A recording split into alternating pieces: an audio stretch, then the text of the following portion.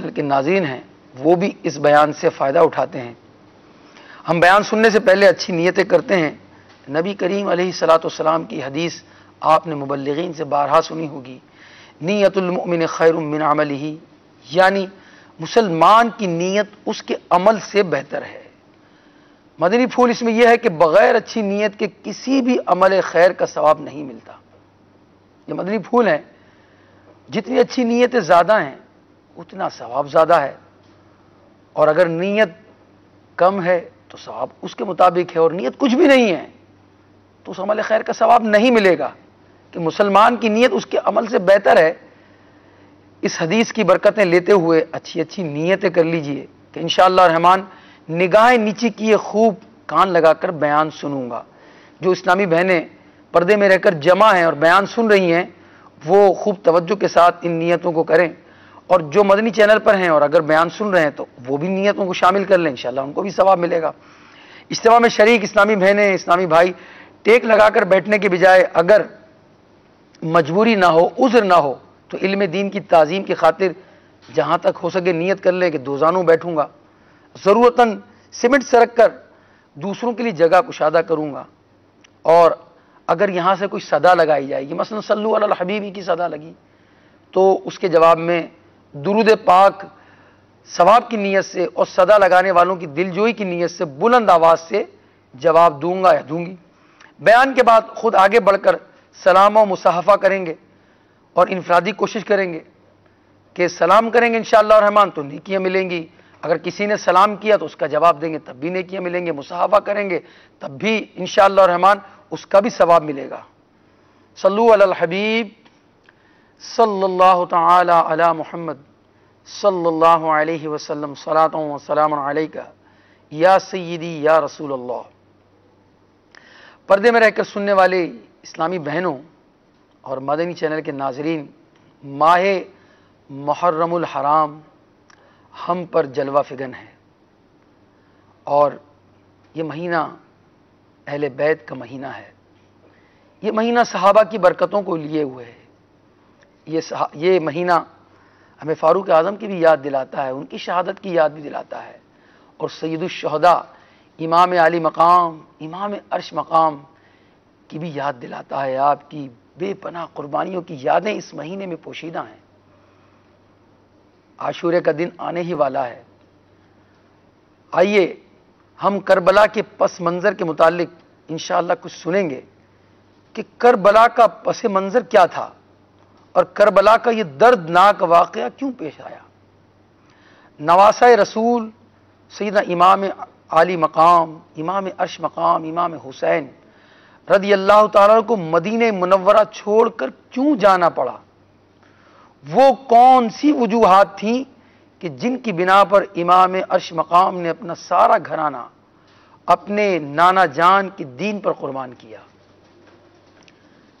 آئیے میرے پیارے اور میٹھے اسلامی بھائیوں، مدنی چینل کے ناظرین، پردے میں رہ کر سننے والی اسلامی بہنوں، یہ تمام سوالات جو میں نے ابتداً عرض کی ہیں اس کے جوابات اس بیان میں آپ کو ملیں گے۔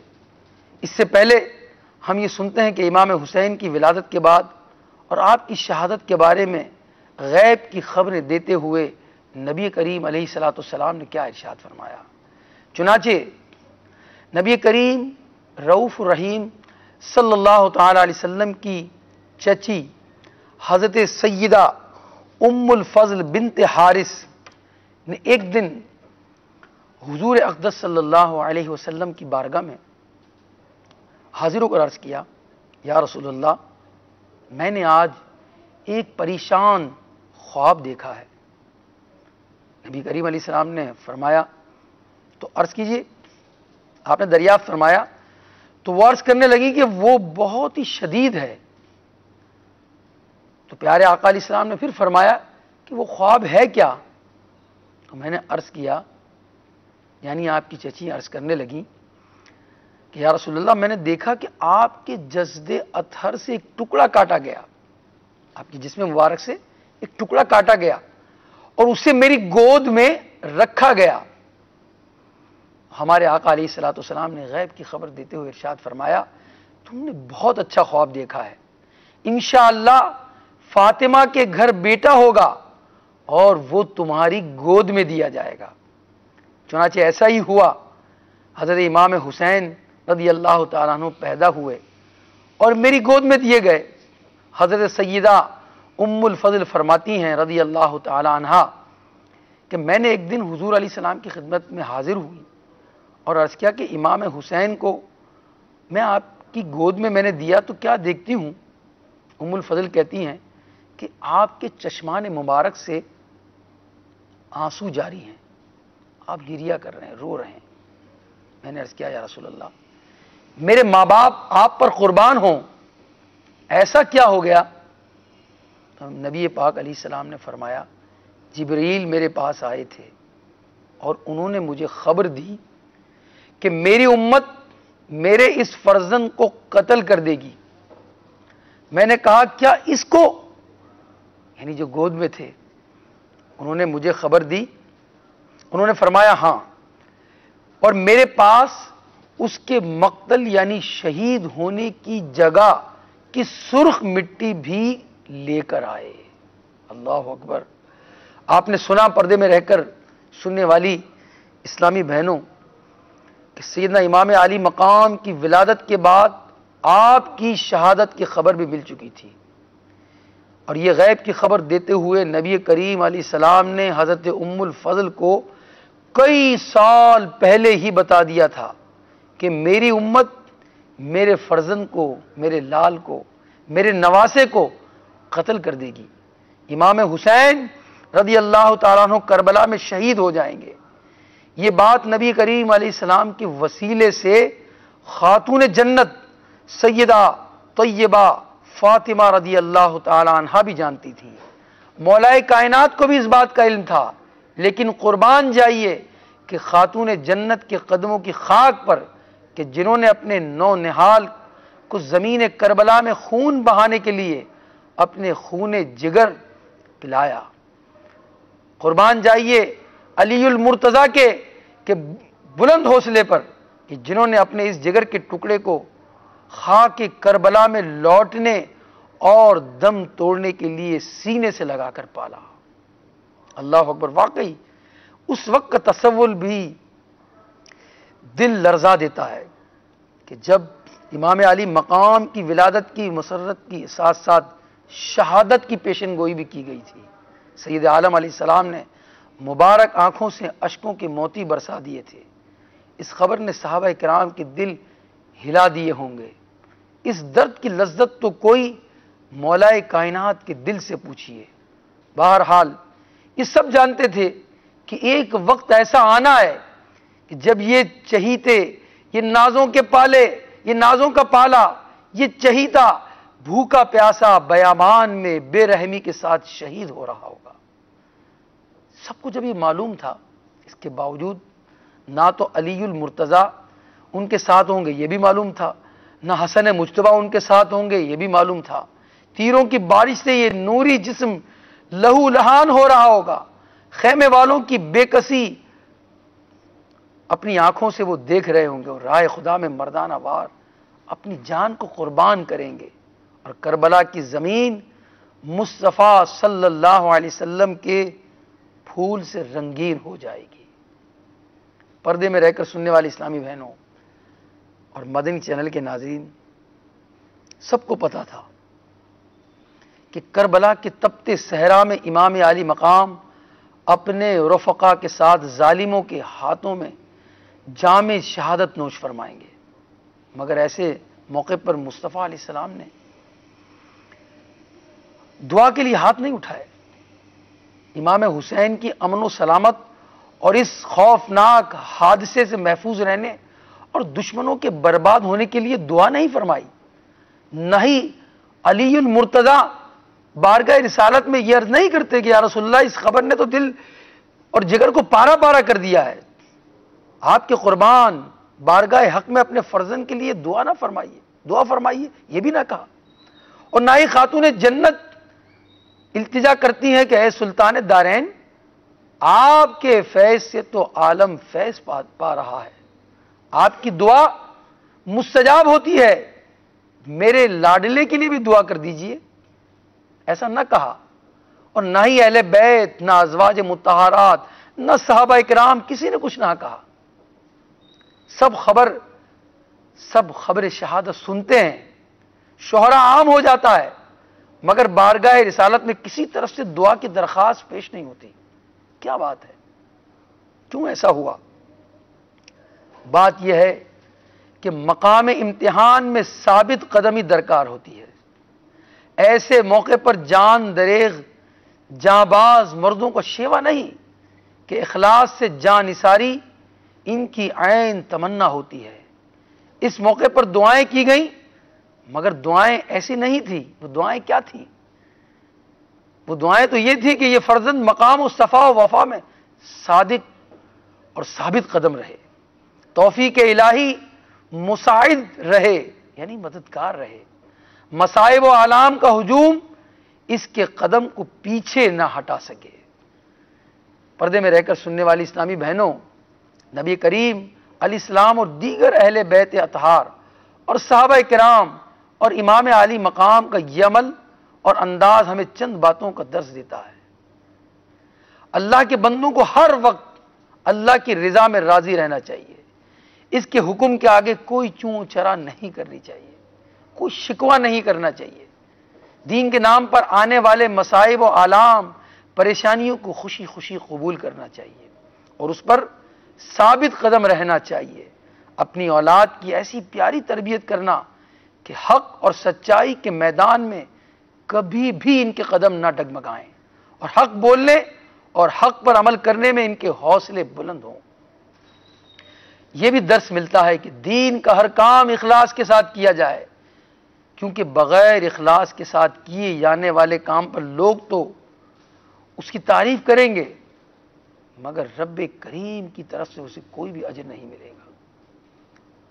اگر ہم ان مدنی پھولوں پر عمل کر لیں تو یقیناً جہاں ہمارے اور ہماری اولاد کے کردار میں ایک بے مثال نکھار آئے گا، وہیں ہمارے معاشرے میں کافی خرابیاں دور ہو جائیں گی اور ہمارا معاشرہ ایک مثالی معاشرہ بن جائے گا۔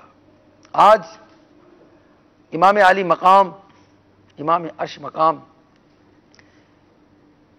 کے شہادت کے کچھ واقعات، اس کی ابتدائی واقعات پیش کریں گے اور اس سے کچھ درس بھی لیں گے کہ ہمیں حسینیت سے کیا درس ملتا ہے، امام عالی مقام کی شہادت سے، ان کی قربانیوں سے، ان کے اخلاص سے، ان کے تقوی سے اور ان کی جان کو قربان کرنے سے، ان کے فیصلوں سے کیا درس ملتا ہے۔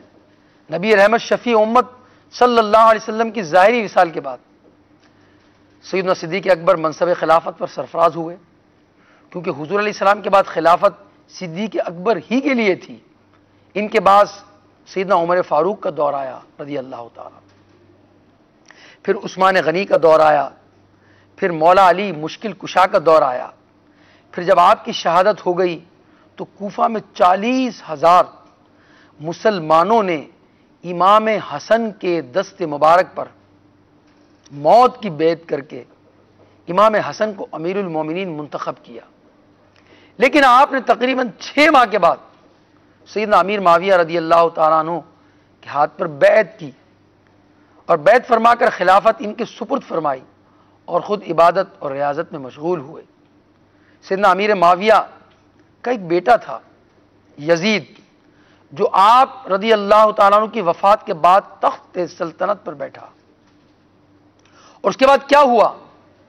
توبہ توبہ، یہ وہ بد نصیب تھا جو 25 ہجری میں دمشق میں پیدا ہوا، نہایت موٹا، بدنما، بہت زیادہ بالوں والا، بد اخلاق، بد مزاج، فاسق، فاجر، شرابی، بدکار، ظالم، بے ادب اور گستاخ تھا۔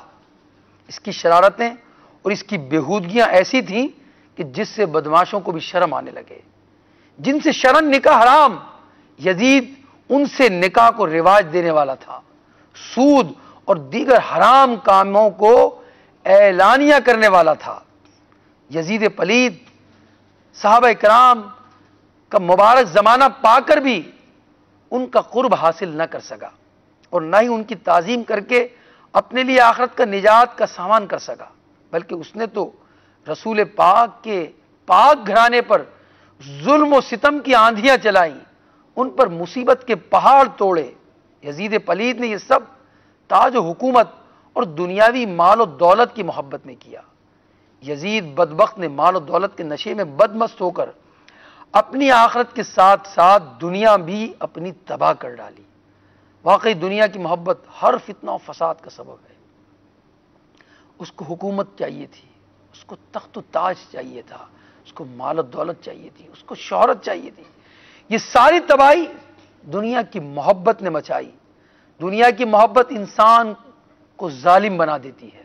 جی ہاں، دنیا کی محبت انسان کو بے حس اور بے باک بنا دیتی ہے۔ یہی دنیا کی محبت انسان کو پتھر دل بنا دیتی ہے۔ دنیا کی محبت اعمال کو ضائع کر دیتی ہے۔ دنیا کی محبت دین کو نقصان پہنچانے کا سبب ہے۔ یہی دنیا کی محبت گمراہی کا سبب ہے۔ دنیا کی محبت انسان کو نیکیوں سے دور کرتی ہے۔ دنیا کی محبت گناہوں پر جری کر دیتی ہے۔ یہ دنیا کی محبت ہی میں وہ گرفتار ہوا اور جس نے نواسۂ رسول کو بے دردی سے شہید کیا۔ آئیے مدنی چینل کے ناظرین اور پردے میں رہ کر سننے والی اسلامی بہنوں، نبی پاک علیہ الصلوۃ والسلام کے 3 فرمان سنیے دنیا کی مذمت پر۔ آج اس دنیا کو پانے کے لیے ہر شخص بے قرار ہے، کوئی وزارت کے معاملات میں، کوئی مال و دولت کے معاملات میں، چاہے کچھ چلا جائے، مال و اولاد چلی جائے، عزت چلی جائے، آبرو چلی جائے، معاذ اللہ دین کو بھی قربان کر دیتے ہیں اس دنیا پر۔ دنیا کی مذمت میں نبی پاک علیہ الصلوۃ والسلام نے ارشاد فرمایا، دنیا کی محبت تمام گناہوں کی جڑ ہے۔ یہ نبی پاک کا فرمان پھر سنیے، میرے آقا علیہ السلام نے فرمایا کہ دنیا کی محبت تمام گناہوں کی جڑ ہے۔ اصل یہی ہے، دنیا کی محبت جس کے دل میں گھر کر گئی، آپ دیکھیں مال و دولت بہت زیادہ آ جائے، اتنا مال و دولت آ جائے کہ وہ اللہ کے حقوق کی پاسداری نہ کرے، حقوق العباد کا خیال نہ کرے۔ اگر مال و دولت ہے، راہ خدا میں خرچ کرتا ہے اور شریعت کی پاسداری کرتا ہے اور اللہ کی راہ میں صدقہ و خیرات کرتا ہے، تو ایسی دنیا اسے شاید نقصان نہ پہنچائے گی۔ مگر وہ دنیا جس کے آنے سے پہلے وہ مال و دولت، وہ منصب، وہ شہرت، اس کے آنے سے پہلے وہ جماعت سے نماز کا پابند تھا، وہ نمازوں کا پابند تھا، وہ صدقہ و خیرات کا پابند تھا، وہ حقوق اللہ اور حقوق العباد کی پاسداری کیا کرتا تھا، اور جب مال و دولت آئی تو اب نمازیں ترک ہو گئیں۔ مال و دولت آئی تو تکبر آ گیا، غرور آ گیا، گھمنڈ آ گیا۔ ایسی مال و دولت اور ایسی جو ہے وہ اس کو منصب اور عزت اور شہرت اگر ملی تو وہ اس کی آخرت کو برباد کر دے گی۔ نبی پاک علیہ السلام فرماتے ہیں کہ 6 چیزیں عمل کو ضائع کر دیتی ہیں۔ مدنی چینل کے ناظرین اور پردے میں رہ کر سننے والی اسلامی بہنوں غور سے سنیے، میرے آقا علیہ السلام فرماتے ہیں پہلی چیز کیا ہے جو عمل کو ضائع کرتی ہے؟ فرمایا مخلوق کے عیوب کی ٹو میں لگے رہنا۔ مخلوق کی عیوب کی ٹو میں لگے رہنا کہ کیا کیا عیب اس کے اندر موجود ہیں، اس کو ٹٹولتے رہنا۔ نبی کریم علیہ السلام نے دوسری بات ارشاد فرمائی، جو چیزیں عمل کو ضائع کر دیتی ہیں ان میں یہ بھی ہے کہ دل کی سختی، اور تیسری بات ارشاد فرمائی دنیا کی محبت، چوتھی بات فرمائی حیا کی کمی، اور پانچویں بات ارشاد فرمائی لمبی امید، اور چھٹی بات ارشاد فرمائی حد سے زیادہ ظلم۔ ان 6 چیزوں پر غور کریں اور اپنا جائزہ لیں کہ کہیں ایسا تو نہیں کہ میرے صبح و شام مخلوق کے عیوب کی ٹو میں لگے رہتے ہیں، ان کے عیوب ٹٹولتا رہتا ہوں، اپنے گریبان میں نہیں جھانکتا، میری شب و روز کیسے گزر رہے ہیں، میری گفتار کیسا ہے، میری گفتار کیسی ہے، میرا کردار کیسا ہے، میری زبان سے مسلمانوں کی غیبت ہو رہی ہے، دل آزاریاں ہو رہی ہیں، جھوٹ نکل رہا ہے، میں کاروبار میں جھوٹ بول رہا ہوں، میرے اندر ہزاروں عیوب موجود ہیں، مگر میری سوچ اپنے پڑوسیوں پر ہے، اپنے رشتہ داروں پر ہے، اپنے دوستوں پر ہے کہ مال آیا اس کے پاس کہاں سے آیا۔ اب میں یہی سوچ رہا ہوں، یہی ٹٹول رہا ہوں کہاں سے مال آیا، میں یہی غور کر رہا ہوں۔ دوسروں کے عیوب پر میری نظر ہے مگر اپنے اندر جو ہزارہ عیوب ہیں اس پر میں کبھی غور نہیں کرتا، اس کی اصلاح کی کوشش نہیں کرتا، بلکہ اگر مجھے کوئی سمجھا بھی دے تو مجھے سمجھانا بڑا برا لگتا ہے۔ مت کر نصیحت ناصحا، دل میرا گھبرائے ہے، اس کو دشمن جانتا ہوں جو مجھے سمجھائے ہے۔ اگر مجھے کوئی سمجھاتا ہے تو مجھے برا لگتا ہے، بری بات لگتی ہے، یار مجھے سمجھایا اس نے، میرے تو اتنے ماننے اور چاہنے والے ہیں، مجھے سمجھا رہا ہے، میں تو بہت تجربہ کار ہوں، میں تو بہت فنکار ہوں، میں تو فن پارا ہوں، مجھے کیسے سمجھایا اس نے؟ اگر ایسی بات دل کے اندر موجود ہے، اور ہوتی ہے بعض اوقات، بہت سارے عیوب موجود ہوتے ہیں، مگر اس کی نشاندہی کون کرے؟ اگر جو نشاندہی کرتے ہیں انہی کو ہم دشمن بنا لیتے ہیں۔ اللہ تعالی ہمیں اپنے عیوب کی آگاہی عطا فرمائے، اور پھر جب وہ عیوب ہم جان لیں تو عیوب سے پھر خلاصی کی صورت کریں، دل کی سختی کا علاج کریں، دنیا کی محبت کو اپنے دل سے دور کریں، حیا کی جو کمی ہے اس کو دور کریں۔ بے حیائی زبان سے بھی ہوتی ہے، نگاہوں سے بھی ہوتی ہے۔ جی ہاں، بہت سارے لوگ اپنی زبانوں سے ایسی بات کرتے ہیں، ایسی باتیں بیان کرتے ہیں، لطائف بیان کرتے ہیں، جس میں ایک شرم و حیا والا شخص اگر اس محفل میں موجود ہو تو وہ سوچتا رہ جائے کہ اس نے کیا بات کر دی۔ اللہ تعالی ہمیں بے حیائی کی باتیں سننے سے بچائے، بے حیائی کی باتیں کرنے سے محفوظ فرمائے۔ اسی طرح لمبی امیدیں اور ظلم کرنا، اس سے بھی اللہ تعالیٰ محفوظ فرمائے۔ حضور علیہ السلام نے فرمایا، 2 بھوکے بھیڑیے اگر بکریوں کے ریوڑ میں چھوڑ دیے جائیں تو اتنا نقصان نہیں پہنچاتے جتنا کہ مال و دولت کی حرص اور دنیا کی محبت انسان کے دین کو نقصان پہنچاتے ہیں۔ اللہ تعالیٰ ہمیں حرص یعنی لالچ سے محفوظ فرمائے۔ پیچھا میرا دنیا کی محبت سے چھڑا دے یا رب، یا رب مجھے دیوانہ مدینے کا بنا دے، آمین بجاہ النبی الامین صلی اللہ علیہ وسلم۔ پردے میں رہ کر سننے والی اسلامی بہنوں، ڈویژن سطح پر اجتماع میں جمع ہونے والی اسلامی بہنوں، رہے مدنی چینل کے ناظرین، یزید پلید ایک بد کردار شخص تھا، برائیوں کا پیکر تھا۔ اس میں پائی جانے والی برائیوں میں سے ایک برائی یہ بھی تھی کہ وہ گانے باجے سننے کا عادی تھا، جبکہ گانے باجے سننا ناجائز، سخت حرام اور جہنم میں لے جانے والا کام ہے۔ مگر افسوس، 100 کروڑ افسوس، یہی برائی آج ہمارے معاشرے میں بھی عام ہوتی نظر آ رہی ہے۔ چھوٹا ہو یا بڑا، مرد ہو یا عورت، کئی لوگ اس برائی میں مبتلا نظر آتے ہیں۔ بلکہ اب دیکھا یہ جاتا ہے، ہینڈ فری کا زمانہ ہے، اور موبائل میں ہینڈ فری لگا لیے، وہ کیا سن رہا ہے؟ جب ان سے کہتے ہیں ہینڈ فری ہٹا کر ہمیں سناؤ کیا سن رہے ہو، تو وہ ذرا شرما جاتا ہے۔ آپ واک کر رہے ہیں، جاگنگ کر رہے ہیں، اس وقت آپ تلاوت سن سکتے ہیں، نعت سن سکتے ہیں، آپ اگر توجہ رہے تو تلاوت سن سکتے ہیں۔ اس وقت اگر آپ ہلکے قدموں سے چل رہے ہیں، توجہ رہے تو قرآن پاک کی تلاوت سن سکتے ہیں۔ مگر آج تلاوت قرآن مجید، آپ غور کریں، موبائل کا جائزہ لیں کہ ہمارا موبائل پاک ہے یا نہیں ہے۔ کتنے ایسے لوگ ہیں، کتنے ایسے نوجوان ہیں، کتنے ادھیڑ عمر کے ایسے لوگ ہیں جن کے موبائل میں قرآن پاک ڈاؤن لوڈ ہے، کہ وقت جب ہمیں موقع ملتا ہے ہم قرآن پاک پڑھتے ہیں۔ حالانکہ یہ سہولیات بہت عام کر دی گئی، بہت سارے سافٹ ویئر دنیا بھر میں پیسوں کے ساتھ ملتے ہیں۔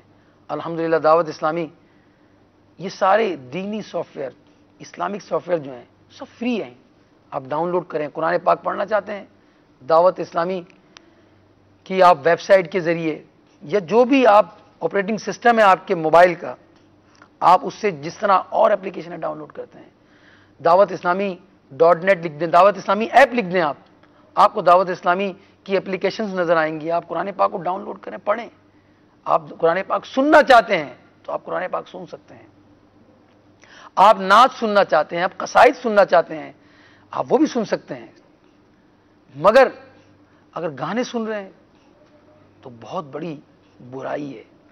اور جو ہے یزید کے متعلق ہم نے سنا کہ وہ گانے باجے سننے کا عادی تھا۔ اے حسینیوں، اے امام حسین کا دم بھرنے والوں، اے امام حسین کی نیاز کرنے والوں، اے امام حسین کے چاہنے والوں، امام عالی مقام کی سیرت کو اپنائیں۔ اور یزید جو پکا فاسق اور فاجر تھا، گانے سننے کا عادی تھا. تو اس موسیقی سے اپنے آپ کی جان چھڑائیے. میرے پیارے اور میٹھے اسلامی بھائیوں، آج تباہی دیکھیں کہ کھلونے میں بھی میوزک ہو جا.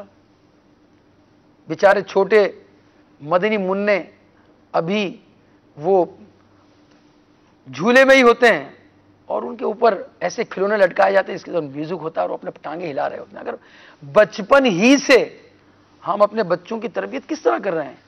کھلونوں میں بھی میوزک ہے. اگر ایسا کھلونا ہم لے کر آ گئے جس میں میوزک ہے تو ظاہر ہے بچہ پھر وہ سن کر اس کی تربیت کیسے ہوگی؟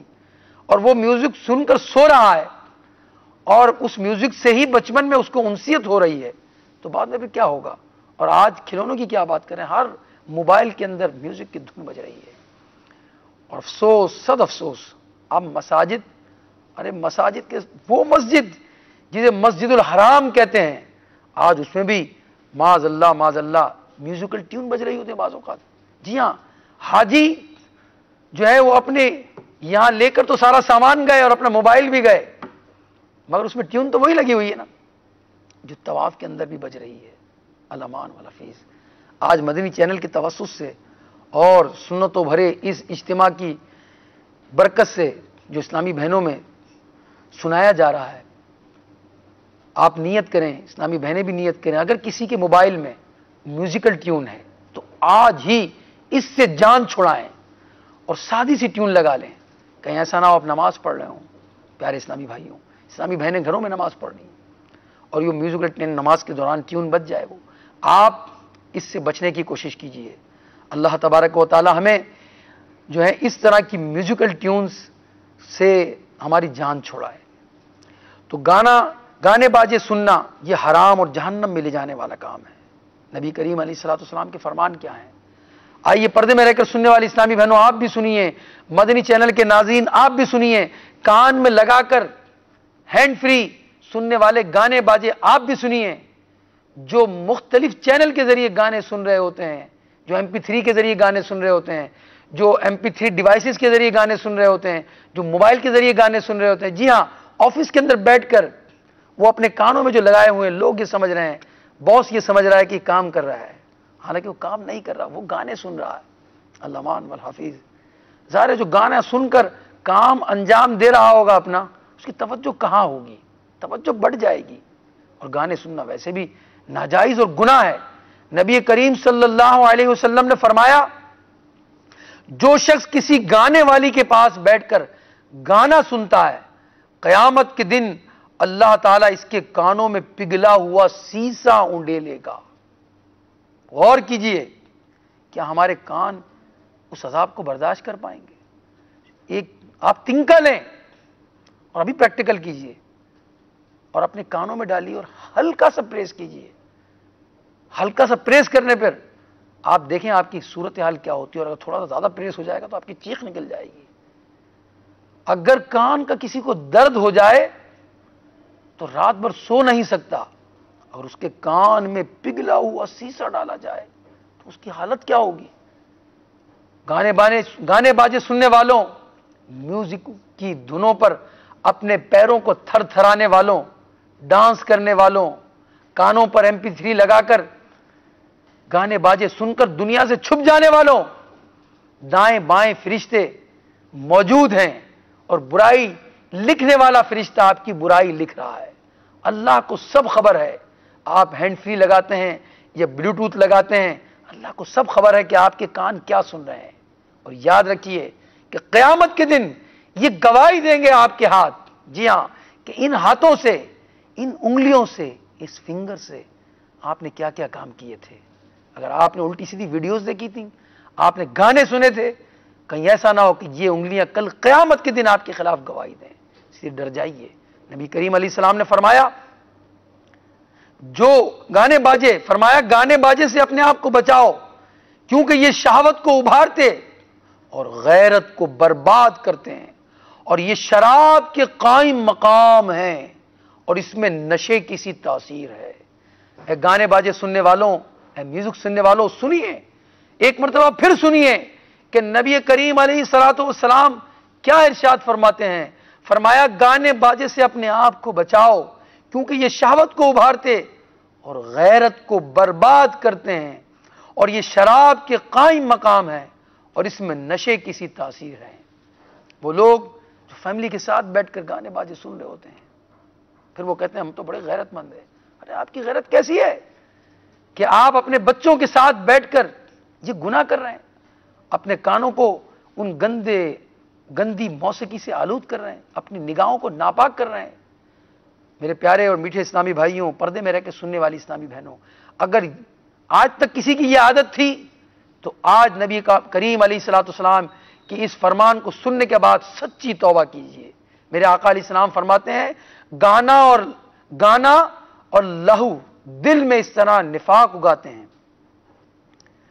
گانا اور لہو دل میں اس طرح نفاق اگاتے ہیں جس طرح پانی سبزہ اگاتا ہے۔ میرے پیارے آقا علیہ السلام نے قسم ارشاد فرمائی، فرماتے ہیں قسم اس ذات مقدسہ کی جس کے قبضہ قدرت میں میری جان ہے، بے شک قرآن اور ذکر اللہ ضرور دل میں اس طرح ایمان اگاتے ہیں جس طرح پانی سبز گھاس کو اگاتا ہے۔ تو آج سے توبہ کیجئے کہ انشاءاللہ گانے باجے نہیں سنیں گے۔ یہ گانے باجے یزید پلید سنا کرتا تھا، وہ نہایت نکما اور ناکارہ شخص تھا۔ جب سیدنا امیر معاویہ رضی اللہ تعالیٰ عنہ کی وفات ہوئی تو یزید پلید تخت سلطنت پر بیٹھا۔ اس نے اپنی بیعت لینے کے لیے اطراف و ممالک سلطنت میں مکتوب روانہ کیے۔ مدینہ طیبہ کا عامل جب یزید کی بیعت لینے کے لیے امام حسین کی خدمت میں حاضر ہوا، شروع میں نے کچھ سوالات قائم کیے تھے کہ امام حسین نے مدینہ کیوں چھوڑا، اس کا جواب آ رہا ہے۔ یزید نے امام حسین کی بیعت لینے کے لیے عامل کو جب بھیجا تو آپ نے اس کے فسق اور ظلم کی بنا پر اس کو نااہل قرار دیا اور اس کی بیعت کرنے سے انکار کر دیا۔ اسی طرح حضرت زبیر رضی اللہ تعالیٰ عنہ نے بھی یزید کی بیعت نہیں کی۔ کیوں کرتے وہ بیعت ایک فاسق و فاجر کی؟ سیدنا امام حسین نے یزید پلید کی بیعت سے کیوں انکار کیا؟ سنیے، سیدنا امام حسین جانتے تھے کہ بیعت کا انکار یزید کے اشتعال کا باعث ہوگا اور یہ نکما جان کا دشمن اور خون کا پیاسا ہو جائے گا، لیکن امام حسین کی دیانت و تقوی نے اجازت نہ دی کہ اپنے جان کی خاطر ایک نااہل کے ہاتھ پر بیعت کریں اور مسلمانوں کی تباہی اور شرع و احکام کی بے حرمتی اور دین کے نقصان کی پرواہ نہ کریں۔ یہ امام جیسے جلیل الشان فرزند رسول سے کس طرح ممکن تھا؟ اگر آپ اس وقت یزید کی بیعت کر لیتے تو یزید آپ کی بہت قدر و منزلت کرتا، آپ کی عافیت اور راحت میں کوئی فرق نہ آنے دیتا، بلکہ آپ کو بہت دولت دیتا، لیکن اسلام کا نظام دھرم برہم ہو جاتا اور دین میں ایسا فساد برپا ہوتا جس کا دور کرنا بعد میں ناممکن ہوتا۔ یزید کی ہر بدکاری کے جواز کے لیے امام کی بیعت سند ہوتی اور شریعت اسلامیہ اور ملت کا نقشہ مٹ جاتا۔ پردے میں رہ کر سننے والی اسلامی بہنوں، مدنی چینل کے ناظرین، یزیدیوں کا یہ منصوبہ یہ تھا کہ سب سے پہلے امام حسین اور سیدنا ابن زبیر رضی اللہ تعالی عنہما سے بیعت کی درخواست کی جائے۔ اگر ان حضرات نے بیعت کر لی تو پھر آگے کسی کو اعتراض نہ ہوگا اور تمام اہل مدینہ ان کی پیروی میں یزید کی بیعت کریں گے۔ لیکن جب ان حضرات نے بیعت سے انکار کر دیا تو یزیدیوں کا منصوبہ خاک میں مل گیا اور ان میں اس وقت سے دشمنی کی آگ اس کے سینے میں بھڑک اٹھی اور ان حضرات کو مدینہ منورہ کو چھوڑنا پڑا۔ یہ واقعہ 4 شعبان کا ہے۔ امام علی مقام مدینے سے حضرت امام حسین کی روانگی کا دن بڑا المناک تھا۔ پوری دنیا کے مسلمان تو وطن چھوڑ کر مدینہ منورہ جا رہے ہیں۔ پوری دنیا کے مسلمان جو حج و عمرے پر آتے ہیں اس وقت بھی لوگ جاتے تھے، مگر امام علی مقام نہ صرف خود بلکہ اپنے خاندان کو مدینہ چھوڑ کر جا رہے ہیں۔ اپنے خاندان کو لے کر لوگ مدینے کی تمنائیں کرتے ہیں، دربار رسالت کی حاضری کا شوق اپنے دل میں رکھتے ہیں، مگر نواسہ رسول مدینے کو چھوڑ رہے ہیں۔ یقیناً یہ تصور دل کو پاش پاش کر دیتا ہوگا۔ آئیے جب امام علی مقام جب مدینے کی جدائی کا وقت آیا، اس وقت کیا ہوا سنیے۔ سیدنا امام حسین نے 4 شعبان کی رات، یہ رات اپنے جد کریم نبی کریم صلی اللہ علیہ وسلم کے روضہ منورہ میں گزاری۔ چلتے وقت اپنے جد کریم کی مقدس گود سے، تاکہ اپنے جد کریم کی مقدس گود سے لپٹ لیں، پھر خدا جانے زندگی میں ایسا وقت ملے یا نہ ملے، امام حسین وہاں آرام فرماتے ہیں اس رات، اور آپ نے دیکھا کہ حضور پرنور صلی اللہ علیہ وسلم خواب میں تشریف لائے، اور اب آپ کو کلیجے سے لگا کر فرمایا، حسین وہ وقت قریب آتا جا رہا ہے کہ تم پیاسے شہید کیے جاؤ گے، اور جنت میں شہیدوں کے بڑے درجے ہیں۔ یہ دیکھ کر آنکھ کھل گئی، اٹھے اور روضہ مقدس کے سامنے رخصت ہونے کو حاضر ہوئے۔ پردے میں رہ کر سننے والی اسلامی بہنوں، مدنی چینل کے ناظرین، نبی کریم کے روضہ انور پر امام حسین کی دنیاوی زندگی کی گویا یہ آخری حاضری تھی، اور اب خواب میں بھی اس بات کی شہادت کی خبر دے دی گئی تھی۔ ویسے تو ان کی خبر پہلے ہی عام تھی۔ صلاۃ و سلام عرض کرنے کے بعد آپ سر جھکائے کھڑے ہیں، غم فراق کلیجے میں چھٹکیاں لے رہا ہے، آنکھوں سے لگاتار آنسو جاری ہیں، بے قراریوں نے محشر برپا کر رکھا ہے، 2 قدم جاتے ہیں پھر پلٹ کر آ جاتے ہیں۔ اس حال میں شوق کی تمنا ہے کہ مدینہ چھوڑ کر عمر بھر نہ جائیں، مگر مجبوریوں کا تقاضا ہے کہ دم بھر نہ ٹھہر پائیں۔ شعبان کی 4تھی رات کے 3 پہر گزر چکے ہیں۔ مدنی چینل کے ناظرین، پردے میں رہ کر سننے والی اسلامی بہنوں، ذرا تصور تو باندھیے کہ وہ کیسی رات تھی جب امام حسین نبی پاک کے نواسے بارگاہ رسالت سے جدا ہو رہے ہوں گے۔ جب کوئی زائر مدینے جاتا ہے 8 دن اور 10 دن وہاں گزارتا ہے، اور جب وہ وہاں سے پلٹتا ہے تو پلٹتا ہے جو ظاہر اس سے کہتا ہے نصیب اس کا، قضا بہتر ہے ارے یہاں سے پھر کر جانے سے۔ یہاں مدینہ چھوڑ کر جا رہا ہے، کیوں جا رہے ہو مدینہ چھوڑ کر؟ یہاں کی موت اچھی، یہاں کی زندگی اچھی۔ تو چند دن گزارنے والا بھی اشک بار ہو جاتا ہے، بے قرار ہو جاتا ہے، اسے زندگی بھر مدینے کی یاد تڑپاتی ہے۔ اور آقا علیہ السلام کے نواسے مدینہ منورہ سے رخصت ہو رہے ہیں، اور انہیں معلوم بھی ہے کہ اب پلٹ کر آنا زندگی میں میسر نہ ہوگا۔ چنانچہ کتابوں میں لکھا ہے کہ 4تھی شعبان کی رات کے 3 پہر گزر چکے ہیں، سونے والے سو رہے ہیں، تمام شہر میں سناٹا ہے، نہ کسی کے بولنے والے کی آواز کان تک پہنچتی ہے، نہ کسی چلنے والے کی پہچل سنائی دیتی ہے۔ شہر مدینہ میں لوگ سو رہے ہیں، مدینہ منورہ میں لوگ سو رہے ہیں، شہر بھر کے دروازے بند ہیں۔ ہاں، خاندان نبوت کے مکانوں میں لوگ جاگ رہے ہیں، اور سامان سفر درست کیا جا رہا ہے۔ ضرورت کی چیزیں باہر نکالی جا رہی ہیں، ضرورت کی چیزیں باہر نکالی گئیں، سواریاں دروازے پر تیار کھڑی ہیں، پردے کا انتظام ہو چکا ہے۔ ادھر امام رضی اللہ تعالیٰ عنہ کے بیٹے، بھائی، بھتیجے، گھر والے سوار ہو رہے ہیں، ادھر امام علی مقام مسجد نبوی سے باہر تشریف لا رہے ہیں، اور آپ کے تشریف لاتے ہی یہ قافلہ روانہ ہوتا ہے۔ راستے میں سیدنا عبداللہ بن مطیع سے ملاقات ہوئی، انہوں نے عرض کیا کہاں کا ارادہ ہے؟ فرمایا فی الحال مکے کا۔ عرض کیا کوفے کا عزم نہ کیجئے گا؟ کوفہ جانے کا ارادہ نہ کیجئے گا، وہ بڑا بے ڈھنگا شہر ہے، وہاں آپ کے والد ماجد شہید ہوئے، آپ کے بھائی سے دغا ہوا، آپ رضی اللہ تعالیٰ عنہ مکے کے سوا کہیں کا ارادہ نہ فرمائیں۔ اگر آپ رضی اللہ تعالیٰ عنہ شہید ہو جائیں گے تو خدا کی قسم ہمارا ٹھکانہ نہ رہے گا، ہم سب غلام بنا لیے جائیں گے۔ بالآخر آپ مکہ پہنچ کر 7ویں ذی الحج تک امن و امان کے ساتھ آپ نے قیام فرمایا۔ سنا آپ نے کہ امام حسین نے دین متین کے سر بلندی اور دین کو بچانے کے لیے جان سے پیارا مدینہ بھی چھوڑ دیا، اتنی مشقتیں برداشت کی، سفر کی صعوبتیں جھیلی۔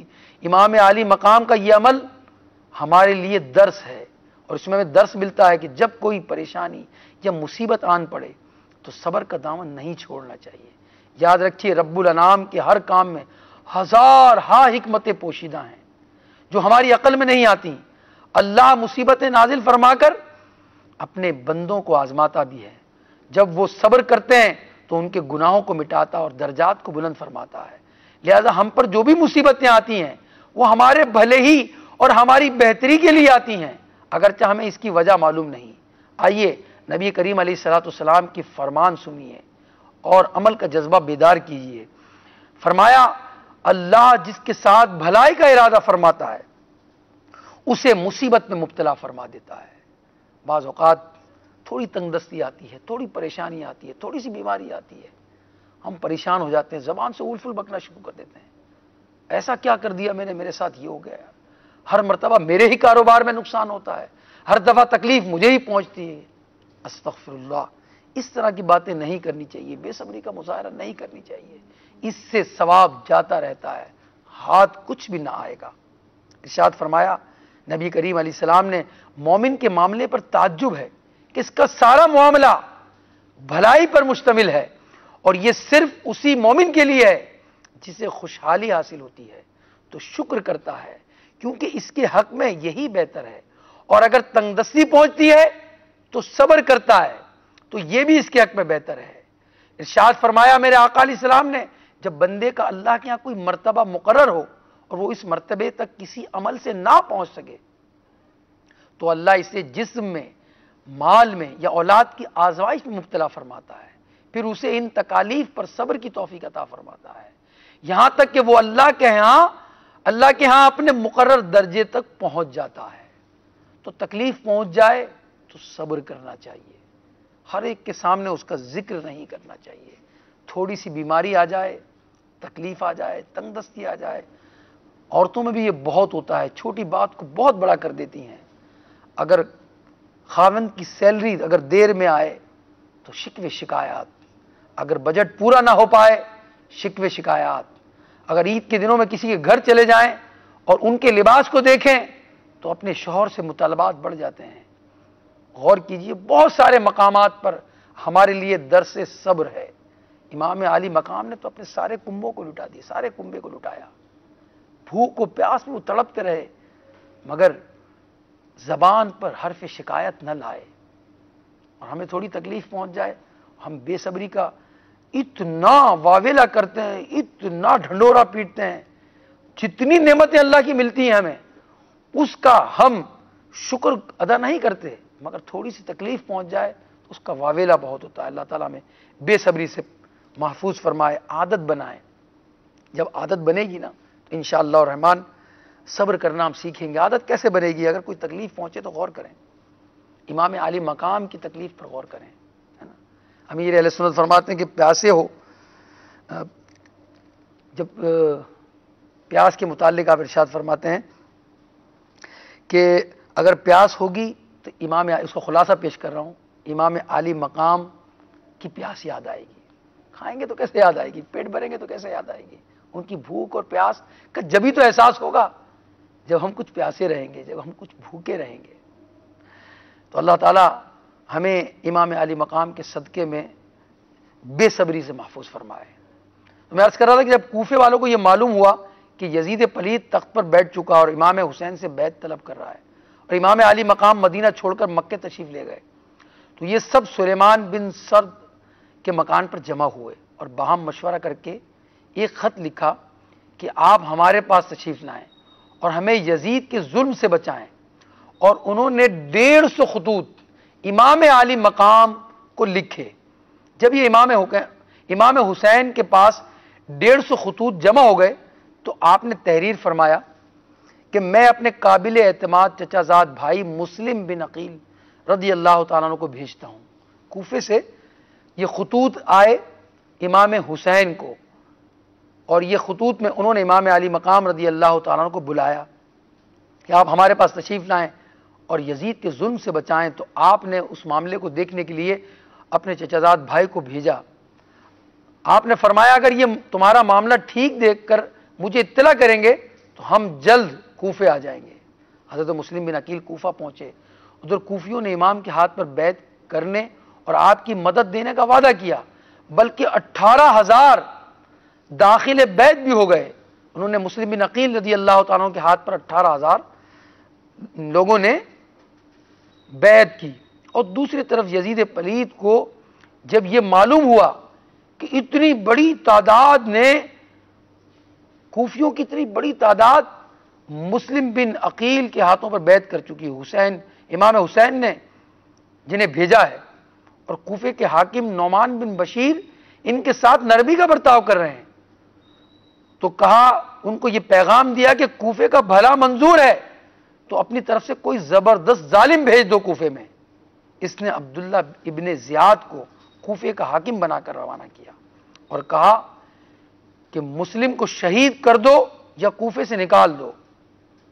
جب ابن زیاد بدنہاد کوفے پہنچتا ہے تو امام مسلم بن عقیل کے ساتھ 18,000 کی جماعت دیکھتا ہے، تو اس نے مکاری سے کام لیتے ہوئے امیروں کو دھمکانے پر مقرر کیا، کسی کو دھمکیاں دی، کسی کو لالچ دے کر توڑ دیا، یہاں تک کہ تھوڑی ہی دیر میں امام مسلم کے پاس صرف 30 آدمی کوفے میں رہ گئے۔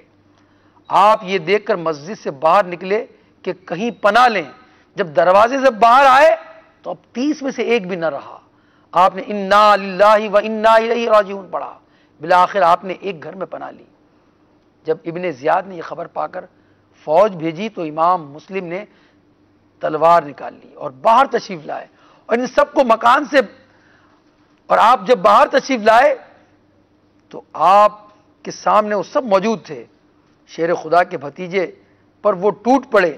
آن کے آن امام مسلم بن عقیل نے ان کے ساتھ وہ حملہ کیا کہ وہ سب پریشان ہو گئے۔ جب ان سب کا، یعنی ان سارے لوگوں کا اکیلے مرد خدا پر کچھ بس نہ چلا تو مجبور ہو کر چھتوں پر چڑھ گئے اور امام مسلم بن عقیل پر پتھر برسانے لگے۔ مظلوم کا تن ان ظالموں کے پتھروں سے لہو لہان ہو گیا، مگر آپ حملہ کرتے ہوئے تشریف لاتے اور راستے میں کھڑے ہوئے یزیدیوں پر عذاب بن کر ٹوٹے۔ جب انہوں نے دیکھا کہ ایک اکیلا شخص کسی کے قابو میں نہیں آ رہا تو ابن اشعث نے مکاری سے کام لیتے ہوئے کہا کہ آپ کے لیے امان ہے، ہم آپ کو نہ قتل کریں گے نہ آپ کی شان میں کوئی گستاخی کریں گے۔ امام مسلم مظلوم تھک کر دیوار سے پیٹھ لگا کر بیٹھ گئے۔ خچر سواری کے لیے حاضر ہوا، اس پر سوار کیے گئے۔ ایک نے تلوار امام مسلم بن عقیل کے ہاتھ سے لے لی۔ آپ نے فرمایا، یہ پہلا مکر ہے جو تم نے میرے ساتھ کیا۔ ابن اشعث نے کہا، کچھ خوف نہ کیجئے، ہم نے امان کا وعدہ کیا ہے۔ آپ نے فرمایا، وہ امان کدھر گئی؟ پھر آپ رونے لگے۔ ایک شخص نے کہا، آپ جیسے بہادر ہو، رو رہے ہیں۔ فرمایا، میں اپنے لیے نہیں رو رہا، مجھے تو تمہارے مکر کا پتہ چل گیا، مگر امام حسین اور ان کی آل پیچھے آ رہی ہے۔ جب حضرت سیدنا امام مسلم کو ابن زیاد کے پاس لایا گیا، آپ کو گرفتار کیا گیا، اور امام مسلم کو جب ابن زیاد کے سامنے لایا گیا تو ابن اشعث کہنے لگا، میں انہیں امان دے چکا ہوں۔ تو وہ مردود کہنے لگا، تو کون ہوتا ہے انہیں امان دینے والا؟ ہم نے تو تجھے ان کو لانے کے لیے بھیجا تھا، امان دینے کے لیے نہیں بھیجا تھا۔ ابن اشعث چپ ہو گیا۔ امام مسلم اس شدت محنت اور زخموں کی کثرت میں پیاسے تھے، کیونکہ مقابلہ اتنے سارے لوگوں کے ساتھ تھا، آپ تنہا تھے اور آپ ان کا مقابلہ کرتے رہے، تھک گئے اور بہت شدید پیاس آپ کو لگی تھی۔ آپ نے قریب میں پانی کا ایک گڑھا دیکھا تو فرمایا، مجھے اس سے پلا دو۔ ابن عمر باہلی بولا، دیکھتے ہو کیسا ٹھنڈا پانی ہے، مگر تمہیں اس میں سے ایک بوند بھی نہ دی جائے گی، یہاں تک کہ تم جہنم کا گرم پانی پیو گے، معاذ اللہ۔ امام مسلم نے فرمایا، او سنگ دل بد زبان، جہنم کے پانی اور جہنم کی آگ کا تو مستحق ہے۔ پھر امارہ بن عقبہ کو ترس آیا، ٹھنڈا پانی منگا کر پیش کیا۔ امام رضی اللہ تعالیٰ نے جب پینا چاہا تو پیالہ خون سے بھر گیا۔ آپ نے فرمایا، خدا کو ہی منظور نہیں کہ میں اس وقت پانی پیوں۔ ابن زیاد بد نہاد کے سامنے گئے، اور اسے سلام نہ کیا، وہ بھڑک گیا اور کہنے لگا تم ضرور قتل کیے جاؤ گے۔ تو امام مسلم نے فرمایا اگر مجھے، پھر امام مسلم اس سے الگ لے گئے اور فرمایا کوفے میں نے 700 درہم قرض لیے ہیں، وہ ادا کر دینا، وصیتیں کی جا رہی ہیں، اور فرمایا میرے قتل کے بعد میرا جنازہ ابن زیاد سے لے کر دفن کر دینا، اور امام حسین کے پاس کسی کو بھیج کر منع کر دینا کہ وہ یہاں تشریف نہ لائیں۔ ابن سعد نے منافقت کرتے ہوئے سب باتیں، نصیحتیں جو آپ نے وصیتیں کی تھیں وہ ابن زیاد کو بتا دی۔ تو ابن زیاد بدبخت کہنے لگا کبھی خیانت کرنے والے کو بھی امانت سپرد کی جاتی ہے، یعنی انہوں نے تمہیں بات کو پوشیدہ رکھنے کو کہا اور تم نے ظاہر کر دی۔ اپنے مال کا تجھے اختیار ہے، جو چاہے کر، بھلے ان کا قرضہ ادا کر یا نہ کر، یہ تیرا معاملہ ہے۔ ہاں امام حسین اگر ہمارا ارادہ نہیں کریں گے تو ہم بھی انہیں کچھ نہ کہیں گے، اور اگر انہوں نے کچھ کیا تو ہم باز نہ آئیں گے۔ رہا مسلم بن عقیل کے جنازے والی بات، تو اس میں ہم تیری سفارش سننے والے نہیں۔ پھر آپ کو ایک طرف لے جایا گیا، آپ مسلسل تسبیح و استغفار میں مشغول رہے، یہاں تک کہ آپ کو شہید کر دیا گیا اور آپ کا سر مبارک یزید کے پاس بھیج دیا گیا۔ پردے میں رہ کر سننے والی اسلامی بہنوں، امام علی مقام، امام عرش مقام کو جنہوں نے خطوط لکھے تھے اور جنہوں نے بلایا تھا، اور امام علی مقام نے جو اپنا نمائندہ بھیجا تھا، ان کے ساتھ کیسا معاملہ ہوا آپ نے؟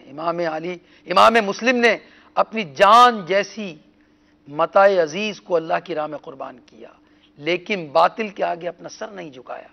گویا ان اللہ والوں کا یہ شیوا تھا کہ سر کٹتا ہے تو کٹ جائے لیکن باطل کے آگے جھکنے نہ پائے۔ ان کا یہ عمل ہمیں سبق دیتا ہے کہ حق کی راہ میں اپنا سب کچھ بھی لٹانا پڑے تو لٹا دیا جائے، لیکن حق کا ساتھ نہ چھوڑا جائے اور ڈٹ کر باطل کا مقابلہ کیا جائے۔ دنیا میں اس کا صلہ اگرچہ کچھ نہ ملے، لیکن ایسے لوگوں کی یقیناً آخرت سنور جاتی ہے، اور یہی سب سے بڑی نعمت ہے کہ آخرت بہتر ہو جائے۔ اور بالخصوص ان دنوں میں تو اپنے گناہوں سے سچی توبہ کر کے اپنی پوری زندگی کربلا والوں کی سیرت پر عمل کرتے ہوئے گزارنی چاہیے کہ ان کی قربانیوں کے واقعات پڑھ کر اور ان کا ذکر کر کے ہم اپنے ایمان کو تازہ کرتے ہیں اور خود کو اللہ کی رحمتوں کا مستحق بناتے ہیں۔ پردے میں رہ کر سننے والی اسلامی بہنیں ہوں اور مدنی چینل کے ناظرین، آپ نے کربلا کی ابتدائی واقعہ سنا، یعنی ابھی واقعہ کربلا کی ابتدا ہو رہی ہے اور امام علی مقام کے بھائی کو شہید کیا جاتا ہے۔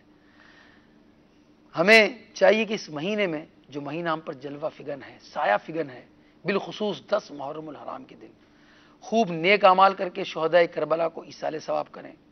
شیخ الحدیث حضرت علامہ عبد المصطفیٰ اعظمی اس بارے میں ہماری رہنمائی کرتے ہوئے فرماتے کہ محرم کی 10ویں تاریخ جس کا نام روز عاشورہ ہے، دنیا میں یہ بڑا ہی عظمت اور فضیلت والا دن ہے۔ 9ویں اور 10ویں محرم دونوں کو روزہ رکھنا چاہیے، اور اگر نہ ہو سکے تو 10ویں ہی محرم کا روزہ رکھ لیجئے کہ اس روزے کا ثواب بہت بڑا ہے۔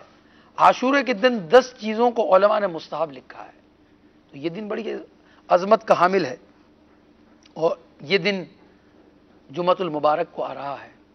اس دن ہم کیا کریں گے، ہمیں کیا کرنا چاہیے؟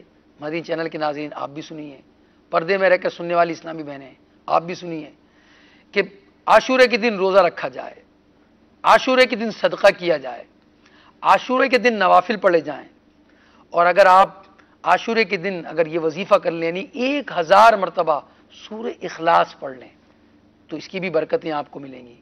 اس طرح عاشورے کے دن علماء کی زیارت کی جائے، عاشورے کے دن یتیم کے سر پر ہاتھ پھیرا جائے، اور عاشورے کے دن اپنے اہل و عیال کے رزق میں وسعت کی جائے، اپنے دسترخوان کو بڑھایا جائے، اپنے دسترخوان کو وسعت دی جائے۔ عاشورے کے دن غسل کر لیجئے، عاشورے کے دن سرما لگائیے، عاشورے کے دن اپنے ناخنوں کو ترشوائیے۔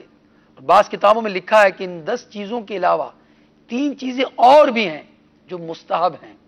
نمبر 1، مریضوں کی بیمار پرسی کرنا۔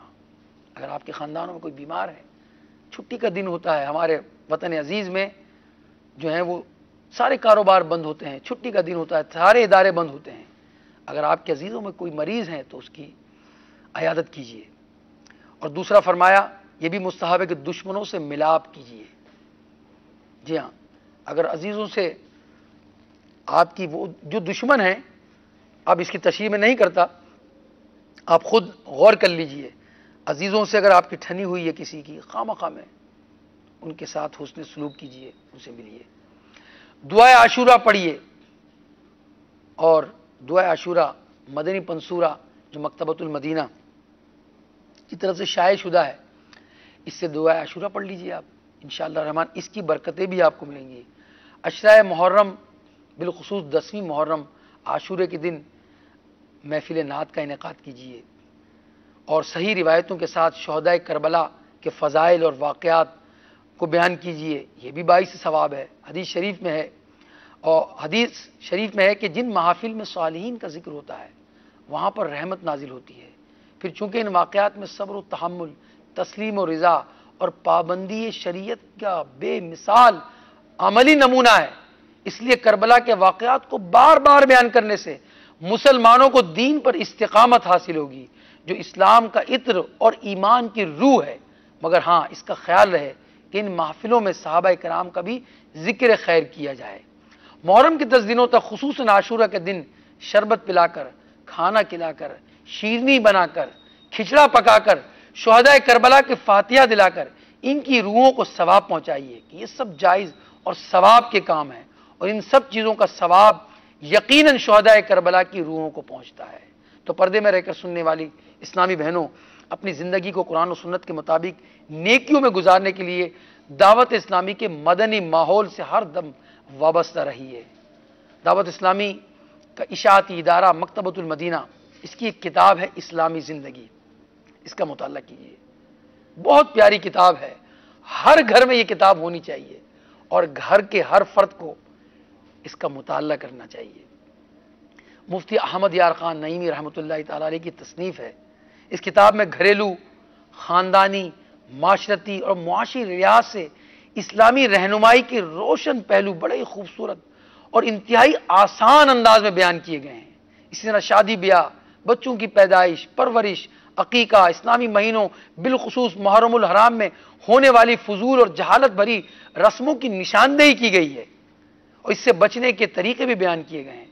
اس لیے آج ہی اگر آپ مکتبۃ المدینہ کا بستہ لگا ہوا ہے تو اس کتاب کو ضرور خرید فرمائیں، اور جو اس کتاب کو نہیں خرید پا رہے وہ دعوت اسلامی کی ویب سائٹ سے اس کتاب کو ڈاؤن لوڈ کیجئے۔ دعوت اسلامی .net میں بکس کا آپشن ہے، لائبریری ہے ہماری، اس میں اسلامی زندگی اس کتاب پر آپ اس کو آن لائن رہتے ہوئے پڑھ بھی سکتے ہیں، ڈاؤن لوڈ بھی کر سکتے ہیں، اس کا پرنٹ آؤٹ بھی نکال سکتے ہیں۔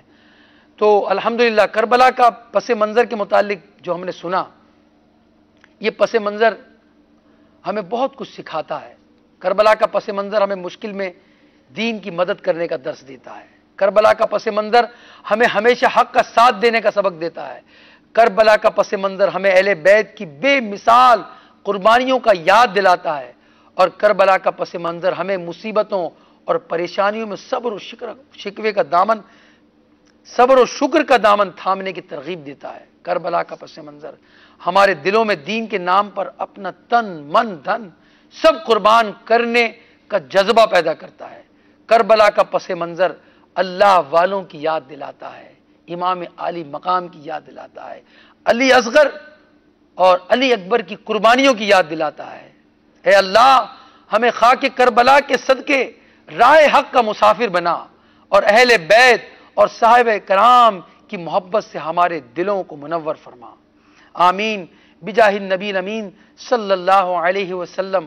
اپنے بیان کو اختتام کی طرف لاتے ہوئے سنت کی فضیلت اور چند سنتیں اور آداب بیان کرنے کی سعادت حاصل کروں گا۔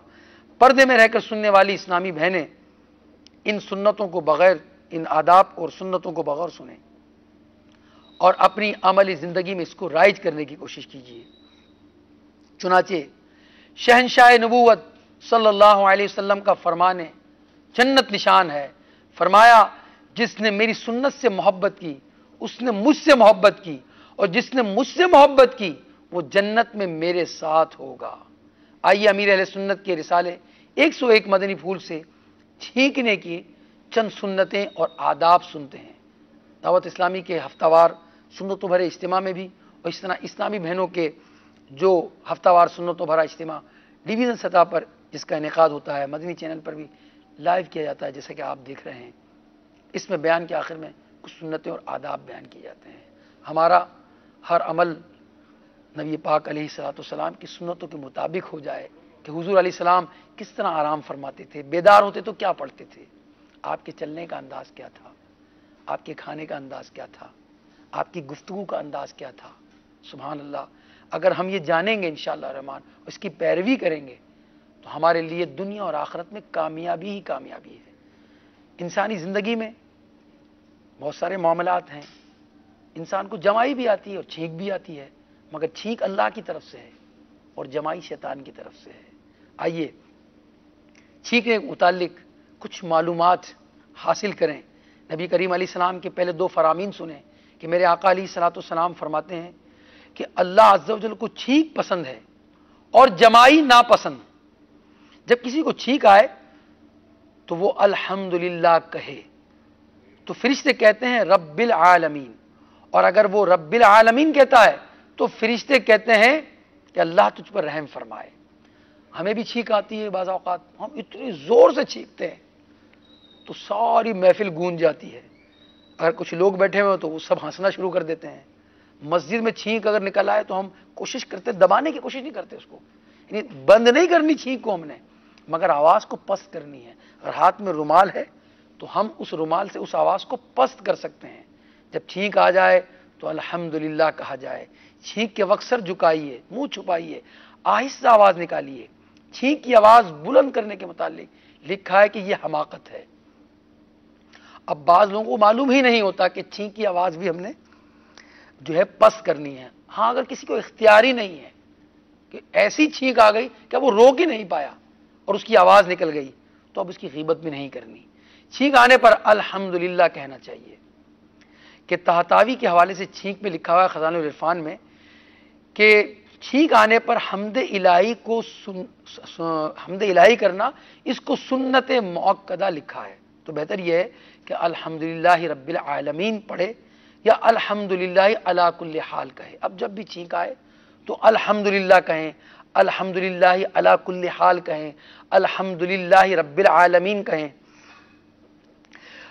سننے والے پر واجب ہے کہ فوراً یرحمک اللہ کہے، یعنی مجھے چھینک آئی تو میں نے کہا الحمدللہ، جس نے سنا وہ کہے گا یرحمک اللہ، یعنی اللہ تجھ پر رحم فرمائے۔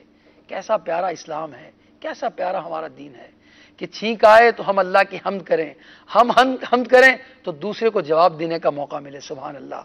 اور جو اتنی آواز سے کہے چھینکنے والا فوراً یرحمک اللہ کہے، اور اتنی آواز سے کہے کہ چھینکنے والا بھی سن لے، یعنی جواب میں یرحمک اللہ بھی اتنی آواز سے کہنا ہے کہ جس کو چھینک آئی اتنی آواز سے کہے کہ چھینکنے والا یہ سن لے، اور جواب سن کر چھینکنے والا پھر دعا دے یغفر اللہ لنا ولکم، یعنی اللہ ہماری اور تمہاری مغفرت فرمائے۔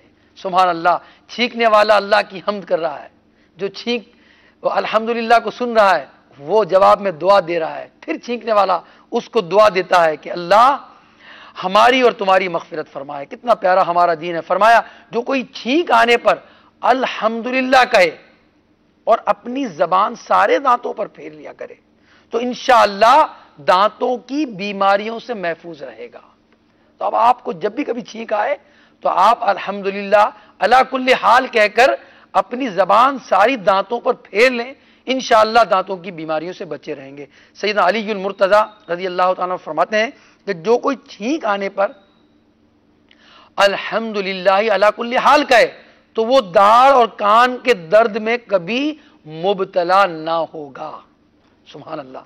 تو جب کبھی چھینک آئے الحمدللہ علی کل حال کا ایک عمل آپ کو پہلے بیان کیا گیا، اور دوسرا عمل یہ ہے کہ جو الحمدللہ علی کل حال جب آپ یہ عمل کریں گے تو اس کی برکت دوسری کیا ملے گی کہ انشاءاللہ داڑھ کے اور کان کے درد سے آپ انشاءاللہ جو ہے محفوظ رہیں گے۔ طرح طرح کی ہزارہ سنتیں سیکھنے کے لیے آپ بہار شریعت کے 16ویں حصے کا مطالعہ فرمائیں، اور مکتبۃ المدینہ سے ایک بہترین کتاب سنتیں اور آداب، یہ دونوں رسائل اور امیر اہل سنت کا ایک رسالہ 101 مدنی پھول اور 163 مدنی پھول کا مطالعہ فرمائیں، انشاءاللہ الرحمن ڈھیروں خزانہ علم دین کا ہاتھ آئے گا۔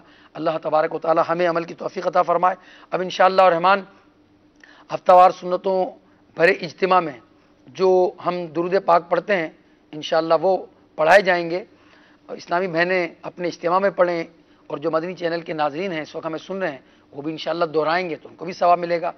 بزرگوں نے فرمایا کہ جو شخص ہر شب جمعہ اور جمعرات کی درمیانی شب اس درود پاک کو پابندی سے کم از کم ایک مرتبہ پڑھے گا تو موت کے وقت حضور علیہ السلام کی وہ زیارت کرے گا، اور قبر میں داخل ہوتے وقت بھی حضور کی زیارت کرے گا، اور یہاں تک کہ وہ دیکھے گا کہ حضور علیہ السلام قبر میں اسے اپنے رحمت بھرے ہاتھوں سے اتار رہے ہیں۔ آپ بھی پڑھ لیجئے، اللہم صلی وسلم وبارک علی سیدنا محمد النبی الامی الحبیب العالی القدر العظیم الجاہ وعلی آلہ وصحبہ وسلم۔ اب جو درود پاک پڑھایا جائے گا اس کی فضیلت میں یہ ہے کہ سیدنا انس رضی اللہ تعالیٰ عنہ راوی ہیں، فرمایا حضور تاجدار مدینہ علیہ السلام نے کہ جو شخص یہ درود پاک پڑھے اگر کھڑا تھا تو بیٹھنے سے پہلے اور بیٹھا تھا تو کھڑے ہونے سے پہلے اس کے گناہ معاف کر دیے جائیں گے۔ سبحان اللہ، اللہ کی رحمت کے قربان، ایک وظیفہ پڑھیں بیٹھے بیٹھے اور کھڑے ہونے سے پہلے ہمارے گناہ معاف ہوں۔ بعض اوقات ذہن میں خیال آتا ہے یار اتنا چھوٹا سا عمل اور اتنی بڑی بشارت، یہ وسوسہ ہوتا ہے، یہ تو پڑھ رہے نا ہم۔ حالانکہ اگر کوئی شخص اپنے مسلمان بھائی کو محبت کی نگاہ سے دیکھے، پڑھے کچھ نہ، صرف محبت کی نگاہ سے اپنے مسلمان بھائی کو دیکھے، جیسے اس وقت میں کیمرہ مین کو دیکھ رہا ہوں محبت کی نگاہ سے۔ فرمایا جو اپنے بھائی کو محبت کی نگاہ سے دیکھے، نگاہ لوٹنے سے پہلے دونوں کے اگلے پچھلے گناہ معاف کر دیے جاتے ہیں۔ اب تو کچھ پڑھا بھی نہیں۔ اگر کوئی محبت کی نگاہ سے اپنے ماں باپ اپنی ماں کو دیکھے، محبت کی نگاہ سے دیکھنے پر اسے ایک حج کا ثواب ملے مبرور، سبحان اللہ۔ نبی کریم علیہ الصلوۃ والسلام کی امت پر قربان، نبی پاک علیہ الصلوۃ والسلام پر قربان کہ کیسی نبی پاک علیہ الصلوۃ والسلام کی بشارتیں ہیں اس امت کے لیے کہ ان کی عمریں تھوڑی ہیں مگر ان کے تھوڑے عمل پر بھی بہت کثیر ثواب ہے۔ تو آپ یہ درود پاک پڑھ لیجئے، انشاءاللہ جو بیٹھے ہوئے پڑھے گا کھڑے ہونے سے پہلے اور کھڑے ہوتے ہوئے پڑھے گا، کھڑے ہوئے پڑھے گا تو انشاءاللہ بیٹھنے سے پہلے اسے گناہ معاف کر دیے جائیں گے۔ آپ پڑھیے اللہم صلی علی سیدنا و مولانا محمد وعلی آلہ وسلم۔ ایک درود پاک بہت مختصر ہے مگر اس کا ثواب سنیے۔ درود پاک کیا ہے آپ بھی پڑھ لیجئے، صلی اللہ علی محمد۔ جو شخص یہ درود پڑھتا ہے اس پر رحمت کے 70 دروازے کھول دیے جاتے ہیں، سبحان اللہ۔ 6 لاکھ درود پاک کا ثواب۔ حضرت احمد ساوی علیہ رحمت اللہ الہادی بعض بزرگوں سے نقل کرتے ہیں کہ اس درود پاک کو جو ابھی پڑھایا جائے گا ایک مرتبہ پڑھنے سے 6 لاکھ درود پڑھنے کا ثواب حاصل ہوتا ہے۔ فرمایا آپ بھی پڑھ لیجئے، اللہم صلی علی سیدنا محمد عدد ما فی علم اللہ صلاة دائمة بدوام ملک اللہ۔ اب جو درود پاک پڑھایا جائے گا اس کے متعلق فرمایا ایک دن ایک شخص آیا، حضور علیہ السلام نے اسے اپنے اور صدیق اکبر کے درمیان بٹھا لیا۔ صحابہ کرام کو بڑا تعجب ہوا، یہ کون سی مرتبہ ہے؟ جب وہ چلا گیا تو نبی پاک علیہ السلام نے غیب کی خبر دیتے ہوئے، یعنی درود پاک وہ پڑھ رہا ہے اور نبی علیہ السلام کو معلوم ہے۔ ہم بھی تو یہی کہتے ہیں کہ جب ہم درود پڑھتے ہیں تو اس درود کو نبی پاک علیہ السلام کی بارگاہ میں جو فرشتے پیش کرتے ہیں ان کا اعزاز ہے، ورنہ نبی پاک ہمارا درود سنتے ہیں۔ جب وہ چلا گیا تو حضور علیہ السلام نے فرمایا جب یہ مجھ پر درود پڑھتا ہے تو یوں پڑھتا ہے. تو حضور کو معلوم ہے کہ ہم کس طرح درود پڑھتے ہیں. وہ کس طرح پڑھتے تھے؟ حضور نے فرمایا اللہم صلی علی محمد کما تحب وترضى لا. درود شفاعت، سبحان اللہ، شافع امم صلی اللہ علیہ وسلم کا فرمان معظم ہے. فرمایا جو شخص یوں درود پڑھے جو ابھی پڑھایا جائے گا تو اس کے لیے میری شفاعت واجب ہو جاتی ہے. آپ بھی پڑھ لیجئے. اللہم صلی علی محمد وانزلہ المقعد المقرب عندک یوم القیامہ. سیدنا ابن عباس فرماتے ہیں رضی اللہ تعالیٰ عنہ کہ حضور علیہ السلام نے فرمایا اس کو پڑھنے والے کے لیے جو بھی پڑھایا جائے گا 70,000 فرشتے 1,000 دن تک اس کے لیے نیکیاں لکھتے رہتے ہیں. آپ بھی پڑھ لیجیے. جزا اللہ عنا محمدا ما ہوا اہلہ. اس طرح ایک اور دعا ہے جو پڑھائی جاتی ہے، شب میں پڑھائی جاتی ہے. جس نے دعا کو پڑھا 3 مرتبہ گویا اس نے شب قدر حاصل کر لی. فرمان مصطفیٰ صلی اللہ علیہ وسلم ہے کہ جس نے اس دعا کو 3 مرتبہ پڑھا گویا اس نے شب قدر حاصل کر لی. آپ بھی پڑھ لیجئے. لا الہ الا اللہ الحلیم الکریم سبحان اللہ رب السماوات السبع ورب العرش العظیم. لا الہ الا اللہ الحلیم الکریم سبحان اللہ رب السماوات السبع ورب العرش العظیم. لا الہ الا اللہ الحلیم الکریم سبحان اللہ رب السماوات السبع ورب العرش العظیم. صلو علی الحبیب صلی اللہ تعالی علی محمد صلی اللہ علیہ وسلم. صلاۃ و سلام علیک یا رسول اللہ. سنتوں بھرے اجتماع میں ذکر بھی ہوتا ہے. اسلامی بہنیں اتنی آواز سے ذکر کریں کہ ان کی آواز جہاں پر ہیں باہر نہ جائے. تو اتنی آواز سے ذکر کریں گی کہ باہر آواز نہ پہنچے. اور ہم انشاءاللہ مدنی چینل پر بھی اجتماعی طور پر ذکر کریں گے انشاءاللہ الرحمن. اس ذکر سے ہر ذکر پر انشاءاللہ ہمیں نیکیاں ملیں گی. اس سے پہلے درود پاک پڑھ لیجئے. الصلاۃ والسلام علیک یا رسول اللہ. الصلاۃ والسلام علیک یا حبیب اللہ. الصلاۃ والسلام علیک یا نبی اللہ. الصلاۃ والسلام علیک یا نور اللہ. حسبی ربی جل اللہ ما فی قلبی غیر اللہ. نور محمد صلی اللہ. لا الہ الا اللہ. لا الہ الا اللہ. لا الہ الا اللہ. لا الہ الا اللہ. لا الہ الا اللہ. لا الہ الا اللہ. لا الہ الا اللہ. لا الہ الا اللہ. لا الہ الا اللہ. لا الہ الا اللہ. لا الہ الا اللہ. لا الہ الا اللہ. لا الہ الا اللہ محمد رسول اللہ صلی اللہ تعالی علیہ وسلم. اب اللہ کا ورد کریں گے انشاءاللہ. اس ذکر کے صدقے ہماری دل کی قدورتیں اللہ تعالیٰ دور فرمائے، دل کی زنگ کو دور فرمائے. اللہ کا ذکر دلوں کی زنگ کو دور کرتا ہے.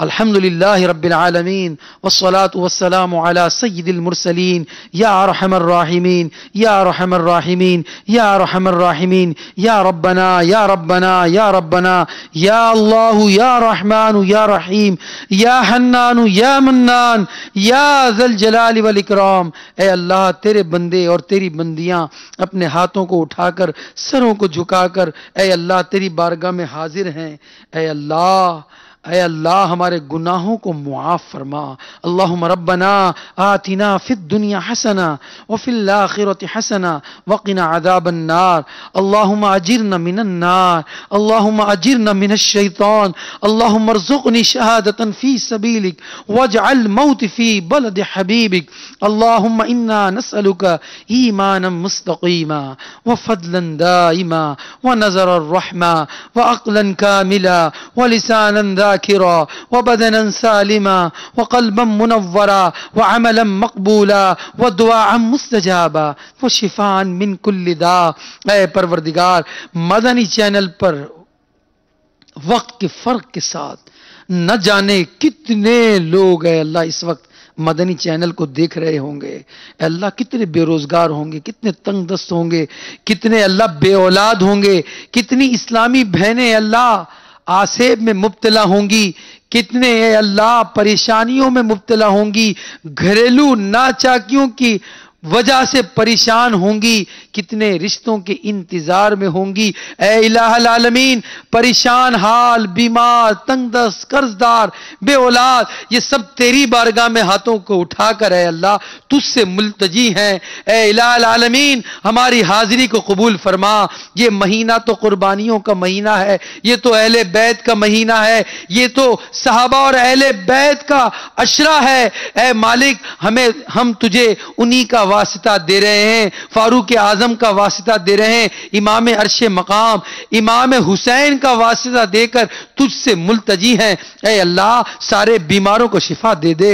اے اللہ امام علی مقام کے صدقے میں اے اللہ بے اولادوں کو اولاد نرینہ عطا فرما دے، تنگ دستوں کو فراغ دستی عطا کر دے۔ اے اللہ گھریلو ناچاکیاں ہیں سب شیر و شکر ہو جائیں، مالک و مولا جو تنگ دست ہیں فراغ دست ہو جائیں۔ اے اللہ جو رشتوں کے انتظار میں ہیں نیک اور صالح رشتے عطا فرما دے۔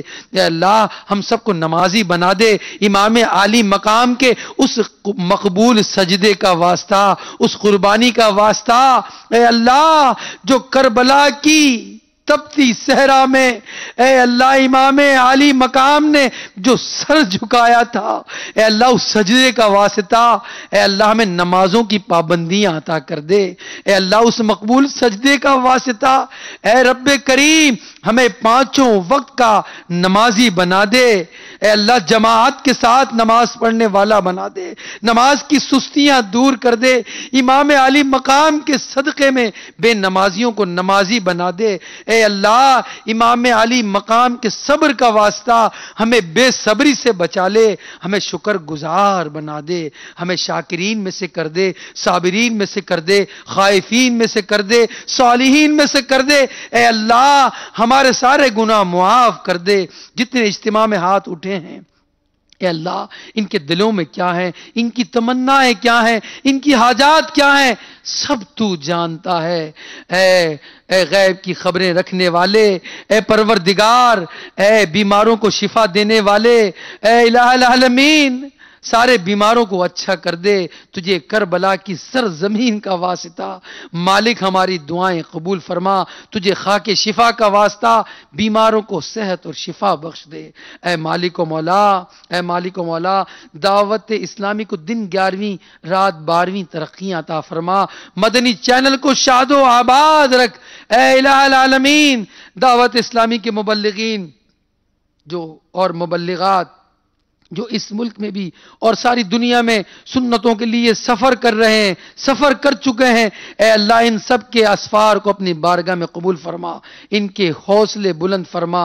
الہ العالمین بانی دعوت اسلامی امیر اہل سنت کی عمر میں برکتیں عطا فرما، انہیں صحت عطا فرما، ہمت عطا فرما، ان کے مدنی مذاکروں کو شاد و آباد رکھ اے اللہ، اے الہ العالمین، ان کی خدمت دینی کو قبول فرما، الہ العالمین ان کی دعائیں ہماری حق میں قبول فرما، ان کی آل و اولاد کو شاد و آباد فرما، الہ العالمین جملہ دعائیں ہماری مدینے کی دھول کے صدقے میں قبول فرما۔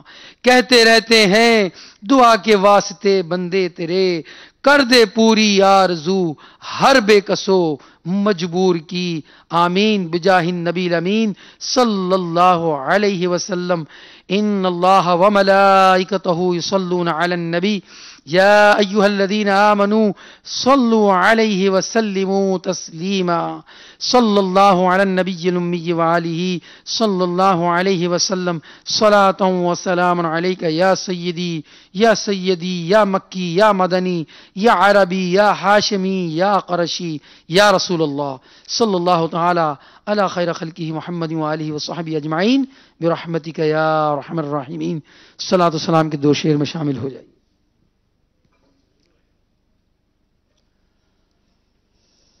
صلو علی الحبیب صلی اللہ تعالی علی محمد۔ مصطفیٰ جان رحمت پہ لاکھوں سلام، شمع بز میں ہدایت پہ لاکھوں سلام، مصطفیٰ جان رحمت پہ لاکھوں سلام، شمع بز میں ہدایت پہ لاکھوں سلام، جے سوہانی گھڑی چمکا طیبہ کا چاند، جے سوہانی گھڑی چمکا طیبہ کا چاند، اس دل افروز ساعت پہ لاکھوں سلام، مصطفیٰ جان رحمت پہ لاکھوں سلام، شمع بز میں ہدایت پہ لاکھوں سلام، دور و نزدیک سے سننے والے وہ کان، دور و نزدیک کے سننے والے وہ کان، کان لالے کرامت پہ لاکھوں سلام، مصطفیٰ جان رحمت پہ لاکھوں سلام، شمع بز میں ہدایت پہ لاکھوں سلام۔ الصلاة والسلام علیک یا رسول اللہ وعلى آلك وأصحابك يا حبيب الله، الصلاة والسلام عليك يا نبي الله وعلى آلك وأصحابك يا نور الله۔ اختتام مجلس کی دعا پڑھ لیجئے۔ الصلاة والسلام عليك يا رسول الله، سبحانك اللهم وبحمدك لا إله إلا أنت أستغفرك وأتوب إليك، سبحانك اللهم وبحمدك أشهد أن لا إله إلا أنت أستغفرك وأتوب إليك، سبحانك اللهم وبحمدك لا إله إلا أنت أستغفرك وأتوب إليك۔ إن الله وملائكته يصلون على النبي يا أيها الذين آمنوا صلوا عليه وسلموا تسليما، صلى الله على النبي الأمي وآله صلى الله عليه وسلم، صلاة وسلاما عليك يا رسول الله۔ سبحان ربك رب العزة عما يصفون، وسلام على المرسلين، والحمد لله رب العالمين. لا إله إلا الله محمد رسول الله صلی اللہ علیہ وسلم. میں مبلغ بنوں سنتوں کا خوب چرچا